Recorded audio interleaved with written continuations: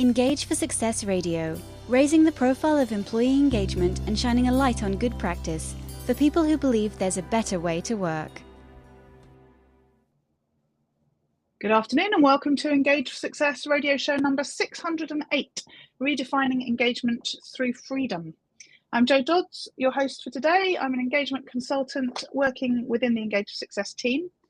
The Engage for Success movement is an inclusive movement committed to the idea that there is a better way to work by releasing more of the capability and potential of people at work. We spread the word about employee engagement and shine a light on good practice, inspiring people and workplaces to thrive. And we're widely supported across the UK, involving the public, private and third sectors. If you go to our website, engageforsuccess.org, you can use the link at the bottom of the page to join our newsletter list, and all our social media links are there too. My guest today is Mark Rapolla, who's co-founder and managing partner at GroundForce Capital. Welcome, Mark. Thanks for joining me. Thanks for having me, Jo. I'm honored to be here. I love the topic you're focused on, so it's the pleasure's mine. Lovely. So start by telling us a bit more about you and what you do. Sure. Maybe I'll take you back. I started my career off the beaten path as a volunteer for a U.S. program called the Peace Corps. So I was in Central America for a few years. And then I did have a corporate career for about 5 years, actually 7 years, working for a major U.S. multinational called International Paper. And then I decided to become an entrepreneur. So I started and built a brand called ZICO Coconut Water. And over 9 years, built the brand and the coconut water category until the category became a multi-billion-dollar category. And I sold that brand, that company, to Coca-Cola. And then I became an active angel investor and personally, and then started a fund. So now I manage, co-founded and co-manage a growth equity investment firm called GroundForce Capital. So we back fast growing growth stage, mainly food, beverage, and consumer products companies, and help them scale. And a big part of what that is engagement. So I'm happy to talk more about that. Lovely. And we're talking about engagement with a quite different perspective, I think, to probably most of our guests on here. So tell us a bit more about that. We're going to be talking about freedom, aren't we? We are. And look, this may sound surprising to some, but I absolutely and I hadn't really thought about this until I was preparing for the show, Jo, but I have been obsessed with engagement for my entire life, really, early in sports and then my professional career. But I came to this concept of freedom as an entrepreneur and working with a lot of entrepreneurs, where I realized how rare it is for people to feel like they can really be themselves. Even the leaders, the entrepreneurs that we admire as the beacon of freedom, are very often trapped by these self-imposed and societally imposed limitations. And so the same goes true for their employees. And I believe employees across so many different industries, if not most. And so what I decided to do was write a book about my own experience as an entrepreneur and as a leader on this journey towards freedom. And by that, what I mean is the ability to really deeply know and own yourself, know your own capabilities, and work in an organization and a structure that allows each person to, frankly, achieve their full self-realization. Believe it or not, self-realization. That's what this is about for me. Lovely. So take us back to sort of where this started in terms of, when you started ZICO. Was engagement something that you thought about at the time? It was, absolutely. I'm going to take you back even further to give you some context that I think will be quite relevant to your audience working in larger organizations. So the corporation I worked for, International Paper, was a very well-run and respected corporation. And they had a process called the Performance Development Roadmap, which was designed to, deliver performance, but also to ultimately deliver high engagement as well. And I remember diving into that, learning everything I could when I was a first manager, managing 40 employees, and then eventually managed upwards of 300. And I loved this framework and I loved the program, and I was able to deliver some pretty extraordinary results. And so I took a similar approach when I started ZICO, but I quickly realized that there was one fundamental mistake. That whole process of this performance development roadmap was built around generalities, that a salesperson should have these personality characteristics, right? They should have these behaviors. A finance person, an operations person, there were sort of these ideal profiles developed. And then, the goal was to sort of evaluate people where they stood around those and help them understand their strengths and weaknesses and their areas to develop to achieve, quote unquote, better results and be on their way for progression. What I came to realize, though, is that is a ridiculous way to manage because people are individuals. We don't fit in the perfect boxes. And if anything, that whole structure was focused on filling in or building, helping people fill in their gaps or their weaknesses versus playing to their strengths. And so the thing I realized when I was running ZICO is there was no way I was going to build this company the way I wanted, as quickly as I wanted, as efficiently I wanted, if we were trying to help everybody be some general version of a great, person, a great, business person, or a great functional, role, versus getting to know the individual and helping them find and stay in what I would call their zones of genius. And through that process, we developed a really fanatically passionate culture that I would call devoted. That's the word I would use for it. But the word we used, which was appropriate for our culture in this business at the time, was run through walls. People that were so passionate about the business, so committed to each other, they were willing to run through walls to achieve what we were trying to do together. That concept. Okay, so people who've heard me on this show, I've been on most of them, or not most of them, a third of them for the 608 that we've done, will probably remember that I'm so interested in the whole thing about treating people as individuals. I talk about it a lot, and that obviously I find really important, but it's also quite difficult. It's quite difficult as an organization. I think, you said you were talking about, sort of career structures. And I think the reason we end up with those is that they're easier to manage, aren't they? Particularly at scale. Right. How did you make that happen so that you weren't treating everyone the same and you were able to treat people as individuals? Because that's quite hard with a small company, never mind with a large one. Absolutely. Look, I think there's no way around, particularly with a large company and of all sizes, there's certain jobs that have to get done, right? And so I think a manager or a leader's job is to get very clear on the high level objectives, right? What's the vision of the business?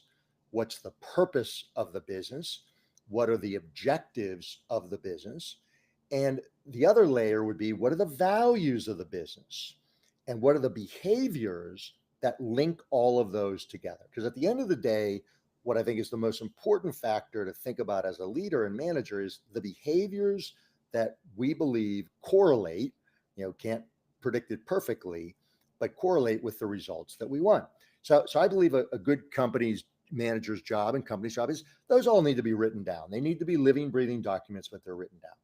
Now, where I have a radically different view, I think, than most, particularly corporate managers, but probably many, many managers, is I believe that the manager's job after that, very clear mission, objectives, values, and the behaviors that you believe are appropriate, then the job becomes to have a frank conversation with the employee, the individual, about what they're great at, right? Where are they at their best? And how can you help them move even just a little bit more of their time and attention into what they're great at and a little bit less in what they're not great at. And in a healthy organization, I've never seen it happen that when somebody moves into something they're great at, there's not somebody on the planet that loves doing those other things. So for example, you have a salesperson that is, 100% focused on the tracking all this detailed information, right? What the account calls were and what the follow-up is, and they're filling out spreadsheets or they're filling out CRM information. I say, you know what? The great person, have them be out selling, and figure out how to outsource that. Let them scan in their data or take photos of their calendar, send it off to someone in India that can punch that data in and put it into the system. You know what I mean? There's ways to structure work that way. The other thing I would tell you is that when it comes to career progression, that becomes the job of the individual, not the company. And what I mean by that is, I think so often I know this was the case for me. I felt the obligation in an annual review and a mid-year review with an employee to try to always help them provide information, what they need to do to progress, to improve. In the last number of years, I've shifted that on its head completely, because I've been on enough. I remember years ago being on the other side of that and realizing, you know what, I want to take control of my life and my career. And so now I switch that conversation. When we do reviews with our team, it's taken a few years for people to get this because it's so different than any other company. They lead the conversation. We have an opinion as the managers, but they lead the conversation. Where do they think they did well? Where not? Where do they think they need to do work? Now, we have laid out what a progression looks like to achieve the next role, but the job is up to them whether or not they achieve that. And so I think the power of that is that not every employee loves that, right? Many love to be told, how am I doing? What do I need to do to progress to make the next, promotion? I like to turn that around and say, what do you think you need to do? How can you add value? You see this opportunity. Where do you need to focus? Where can you do better? And I find that completely changes the dynamic. Freedom on both sides and better results on both sides. Mm-hmm. And what does that mean in terms of the leaders and the sort of skills that they need and the way that they're led and managed? Yeah, great point. It requires a radically different training for managers. And the reality is that most, look, I'm mainly dealing with companies that are under, let's say, 500 employees. So at a certain level above that, there's a job that is, let's say, a manager that's not a doer. But I find that so many organizations have these unnecessary management roles where really it's so helpful when you have somebody that's both doing the job and a manager. So they're sort of a player coach. But even in those situations, because that way they know the job, they understand what's required, and they're more likely to be, real time, understand the challenges and the difficulties of the role. But even despite that, I find that most managers need training. They need their own education, and part of that starts with there are some, I think, new generation, top tier training programs that are available. At least I'm aware of some of them in the States. They're usually boutique. They're usually just people that really specialize in this. But I also find that when I, as a leader, take the time with my managers to go through this process with them.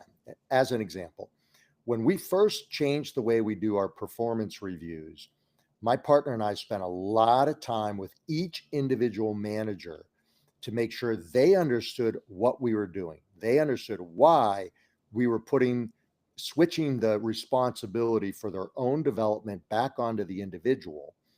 And our responsibility becomes create the conditions where the individual can thrive. How do we create the conditions where the individual can thrive? And then it's the job of the individual to thrive. That's not our job. And that takes some time and coaching with the managers. But once we went through that enough times, they started to get it. We also took the time, my partner and I, with each manager to coach them on their reviews. So before they did, and we do at least twice a year reviews, but I'll tell you what we do on kind of a regular basis. Before those reviews, we had the manager prepare their assessment, their employees prepare their own self-assessment. Then we looked at those with the manager, their own and their employees, coached them through the way we would approach that, let them have their meeting, their review meeting. Then we spoke to them afterwards. And then my partner and I both spoke to every employee, at least one of us. Now, you can't do that with 500 employees, but you can do that with a certain number. I believe every manager of managers should be also connecting with the employees. So that's one way. We also have done some really deep training. One group that we use is called Conscious Leadership Group, so that everybody in the team understands these concepts. And I talk about all of these, many of these in my book. Things like how to appropriately ask for feedback. The term I use for it is how to become a feedback junkie, because most managers don't ask for feedback. And so if they're not asking for feedback, they're not going to get it, first of all, but they're also not creating a culture that supports and gives feedback. And there's nothing more empowering as an employee to feel like you can be heard. Everybody wants to be seen and heard. And so we ask for constant feedback. I'll talk to the youngest person in our firm and say, hey, how could we get out of a meeting? I'll pull them inside and say, hey, how could that have gone even better? What could I do to help this process even more? Where am I too involved? Not involved enough, right? And it takes a little while, but eventually they start to give it. And man, when they give it, it can be tough. It can be really tough, but it creates a beautiful dynamic. Yeah, yeah. So we said we were going to be talking about freedom. If you had to define that at work in one sentence, what would it be? Great question, Joe. Let me think about that for a second. I would say that to me, it means the ability to know and accept that we each take full responsibility for the way we show up in this world and what we want and attempt to get out of this world in any engagement. We are free ultimately to be ourselves, to work the way we work, to think the way we think, to feel the way we feel, to engage the way we engage. Now, of course, we live in a society that has certain parameters. Those are different today than they were 100 years ago. They're different in the UK than they are in the US. But that's what it means to me. Can an individual, a person, truly be themselves and do whatever they can to fully realize their personal potential? Mm-hmm. Can we talk a bit about the sort of return to the office mandate? Because some of the research that we've done at Engage for Success has shown that there are higher engagement levels in those organisations where there's hybrid working or, working from home, more generally. And yet a lot of organisations are mandating going back to the office. Does that go against the concept of freedom, or does it depend on the organisation? Look, I think it's hard to say, but by that, I certainly don't mean that everybody should be able to do whatever they want anytime they want to, right? One of the chapters I write in the book is freedom takes discipline. So the reality is, if you're going to engage with a company and do work, there's a culture, there's policies, there's procedures. That those to me are not inherently inhibitors of freedom. So something like from work or at office, both can function well in a place that helps the individual thrive. I am a fan of flexibility, and I do believe there's value in that. But I'll tell you one thing, I believe the reason most companies are mandating that is because the organizations themselves are lazy, right? Because it takes work to keep engagement high when people are remote. It takes work to keep engagement high when it's hybrid. It can be done, and I believe it can be done in a way that's extraordinarily effective. And I've seen this again and again and again. I don't think there's a single company that we work with, and we work with dozens of very, very high performing companies that have a mandated must be in office. Some are completely remote, some are hybrid. And I would say the ones that are hybrid, probably we see the most consistent, strong engagement results because they're able to at least keep some level of connectivity in person with employees. But I also would remind mention that I'm sure it's something people work for people, not for companies. They work for people. And so the connectivity and engagement with the individual manager is extremely important, if not the most important thing. And so, we spend a lot of time at our firm and with our companies and helping the managers think through, okay, if you are remote, what's your frequency of communication? How do you stay engaged? How are you sharing objectives? How are you sharing results? How are you checking in on the individual? How are you helping them understand where you are? How are you doing these things that, I shared my book called Radical Clearings, right? How are you taking 100% responsibility and helping them take 100% responsibility? How are you getting very clear on agreements and renegotiating agreements? How are you empowering them to hear their voice, right? And their involvement in what's going to be, ultimately the results, the place where they spend their time and talent. And how are you sharing results? I'm blown away that there's companies still out there that don't share the bottom line results with employees, right? Get them involved, help them understand how a business makes money and how hopefully they have a bonus or some sort of skin in the game, how that's tied to it. That drives very high engagement as well. Mm. And when you're thinking about investing in organizations, do you focus on engagement? Because we hear so often about sort of venture capital backed companies and so on, and it, there being very much a focus on reducing costs and being very sort of hard nosed and commercial. Not that I'd say engaging people isn't a commercial activity, but so there's that sort of do people focus on the people side? Do people focus on engagement? I think your answer is going to be yes, you do. But, well, absolutely, Joe. And I want to go back to something you sort of laughed it off, but I think your insight is so powerful there.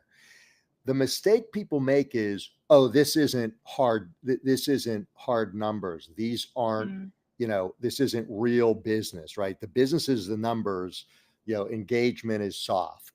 That is such garbage. I'll tell you a story that when I went to business school at Duke University, and for a period of time, the dean was the former head of, I think, people and talent or human resources at a large global corporation.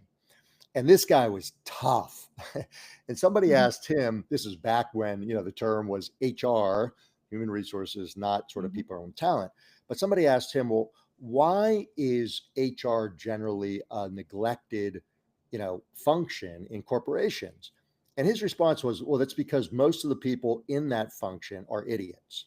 Now, I'm not saying that's his words, but I will tell you that the worst organizations in the world treat HR or talent like a third tier function. The best organizations in the world treat it like their most important function, period. And so at the stage we invest, now these companies aren't always big enough to have a dedicated head of talent and development, but in many ways, we don't care about that. I care that the leader, the CEO or founder, and the leadership team are obsessed about it, right? When they can talk passionately about, how engaged their team is. And when we see it in interviews and engagement that we have through the diligence process, that's what we want to know. And we also want to see their plans. And the worst thing for me is, although sometimes this can work, right? But generally speaking, when I hear that there's a cultural committee or an engagement committee, and it's not somebody on the senior management team running it, it's head of HR or it's an admin or someone like that, then it becomes irrelevant. The best organizations, it's so baked into everything they do. So when they think about a weekly meeting, they're thinking about it this is the proverbial, what I would say is it's working on the business, not in the business. In the business means, oh, we've got a weekly meeting, we've got a quarterly meeting, we've got objectives, we've got key results, right? On the business says, how is every one of those helping us find and attract and retain the best talent possible and keep them highly engaged and focused, right? And there's nothing soft about that. I mean, we have brutally honest communication with our team in ways that a lot of people might find challenging, but it's two-way, right? I get it as well. I get brutal feedback from my team. I had a 25-year-old recently tell me, Mark, are you available for a clearing? And this is a technique that I write about in my book. And I say, yes. And she says, in that situation, I felt like you were way too in the weeds. It feels like you don't trust us. Could you allow us to do more work? Maybe we're going to fail, but then we get to learn, and we'll involve you in all the key points, right? That was brutal. It hurt for me to hear that because I don't like to think of myself as too in the weeds, right? But I appreciated the feedback. We had a mutual agreement on what that meant. And oh my God, she felt empowered. She thrived. They did amazing results. And guess what? I had more time on my hands. It was beautiful. That's good to hear. We talked before about things I could potentially ask you, and you talked about the concept of energy audit. You do one with your assistant. What's that all about? Oh, yeah, sure. I do a good write-up on that one in my book because I love this tool. Basically, what it means is that at the end of the day, there's research that would support this, that time is a limited resources. Energy is what we're most focused on because we all know how incredibly productive you can be in an hour if it's a high energy, you're focused, you understand what you're about, you get in the flow, right? Sometimes you can get done in an hour what might take a week. And so how do we learn from that? One of the tricks is to simply look at your calendar and look at every meeting you have and grade it on one of two things: energy up, energy down. There's no middle ground, right? Everything's an up or a down. And looking at the ones that are down to see if you can eliminate even one in a week. And one of the simplest things I have people say, well, I have to be on this call. Well, do you really? What if you just weren't, right? Now, some cultures struggle with that, but then you can advance, say, look, I don't think I can be really value added on this call. I've got other things I'd like to focus on. Unless somebody's going to insist on it, I'm not going to be on that call, right? It's an energy down for you, right? It's not something that excites you. And imagine if you could take that time and switch it to an energy up. You're working on a project with a group that is just super high energy, right? It's challenging, but I've never met a person that can't find one meeting that they can switch in a week. And imagine if you could switch a few. And imagine if you have a whole organization that could just shift 10% of everyone's time is on things that are energy up versus energy down. Massive switch, massive improvement in productivity and results across the organization. And so I highly recommend that as a really simple way to look at your calendar. Yeah, I love that. I love that. Thank you. We literally have got about a minute. One practice every CEO should adopt tomorrow to unlock their team's engagement. I would say it's the energy audit. Look at your calendar, decide what's an energy up or energy down, because when you are higher energy and you allow others to do the same, you will see your own productivity rise, your energy rise, engagement around you rise. And when you allow others to do the same, it'll be exponential. Brilliant. Thank you. Thank you, Mark. That's been such a good interview today. Thank you for your time. You're welcome, Joe. I enjoyed it. Lovely. And just to let listeners know, next week will be Rin Sherman, who's talking about revenge quitting, the workplace wake-up call no one saw coming. Engage for Success Radio, raising the profile of employee engagement and shining a light on good practice for people who believe there's a better way to work.